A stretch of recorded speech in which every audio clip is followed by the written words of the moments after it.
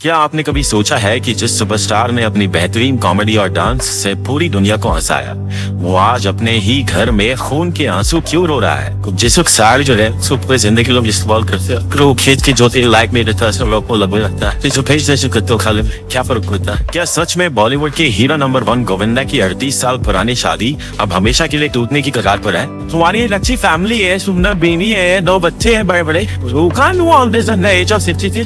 आखिर कौन है वो रहस्यमयी कोमल जिसके नाम से ही गोविंदा की पत्नी सुनीता आहूजा इतनी नफरत करने लगी है?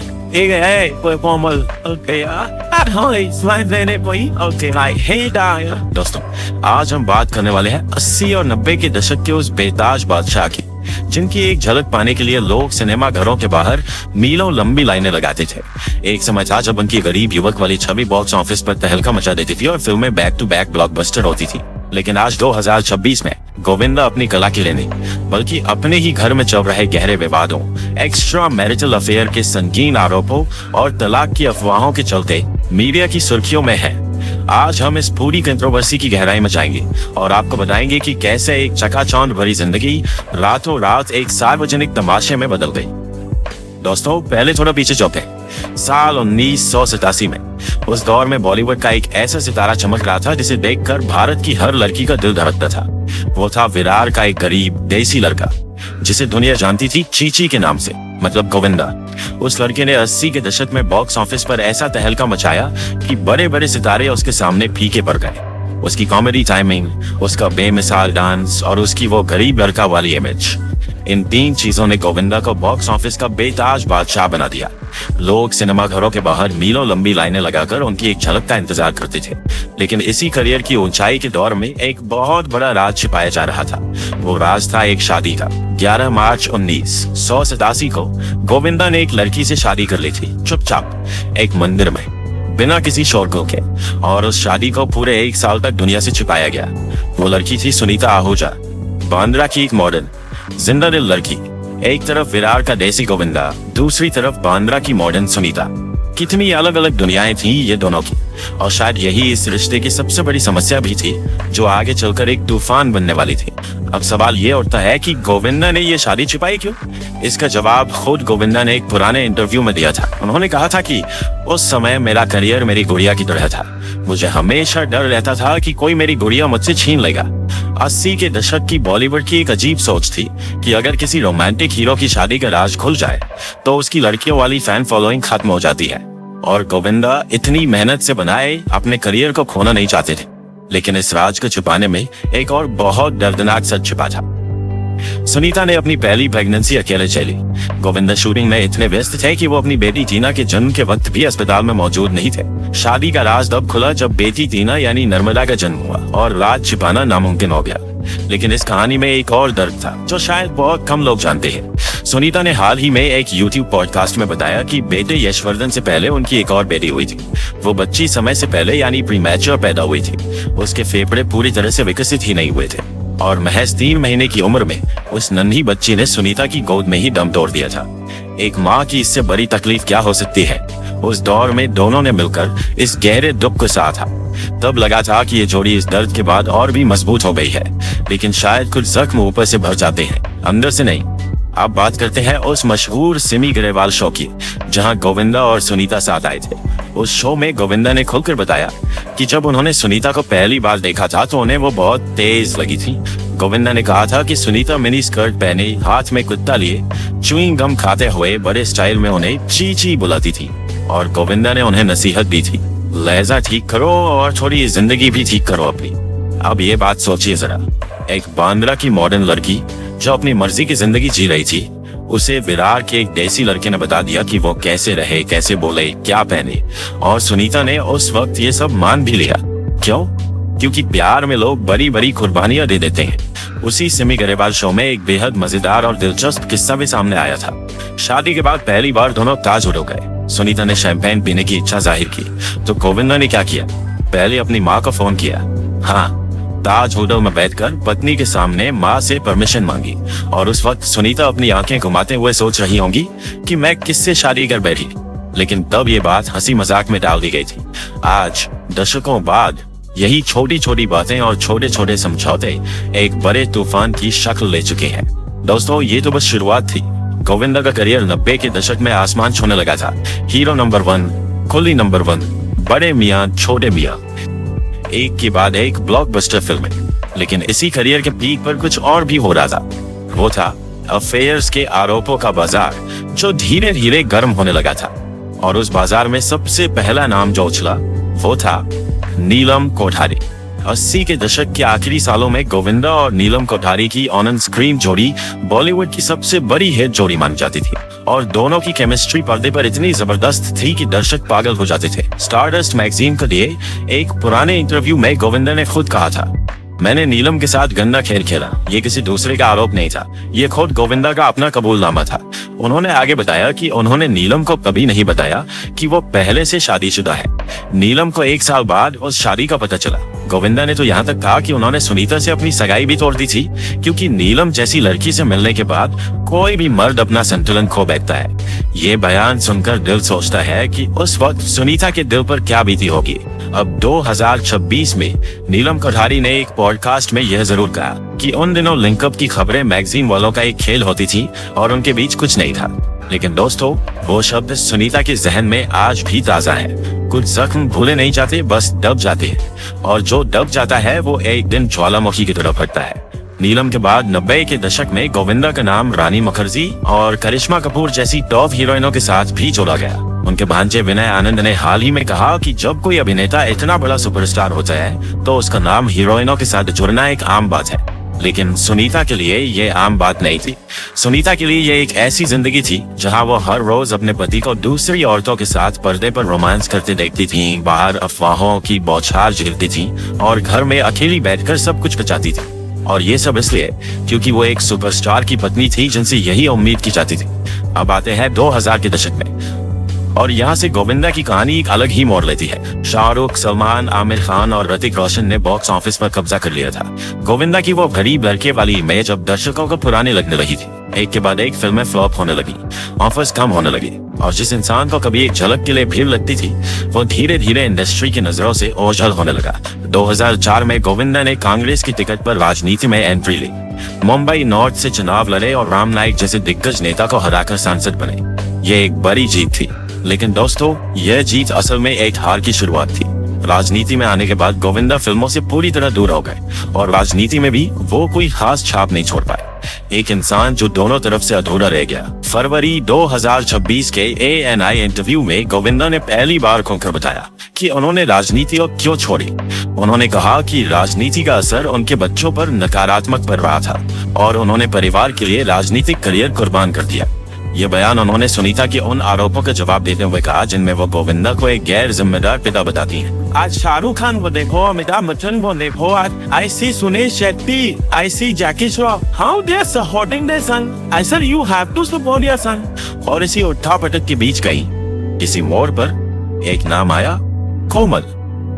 दोस्तों, यह वो नाम है जिसने इस पूरे परिवार की जिंदगी में भूचाल ला दिया। एक 30 साल की कथित मराठी अभिनेत्री जिसके बारे में सुनीता ने दावा किया कि गोविंदा उसके करीब है। रिपोर्ट्स के मुताबिक दिसंबर 2024 के आसपास इस नाम की अफवाहें मीडिया में आने लगी और साथ ही आई वो खबर जिसने पूरे देश को हिला दिया।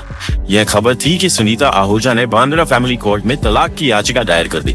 ये बात जब बाहर आई तो सोशल मीडिया पर तूफान आ गया, लेकिन गोविंदा के मैनेजर और वकील ने तुरंत सामने आकर कहा कि यह पुरानी खबर है, गलतफहमी थी और अब सब कुछ ठीक हो गया है।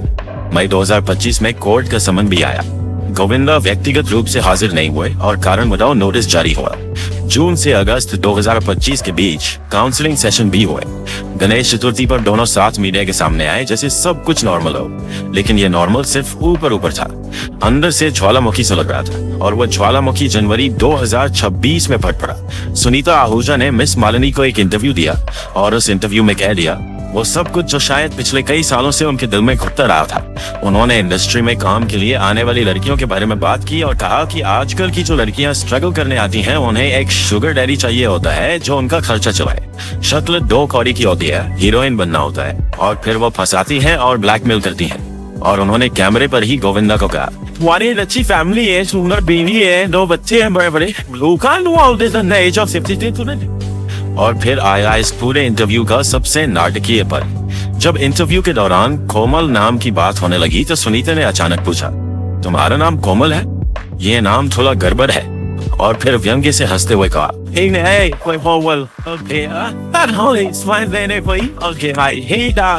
बस इतना काफी था।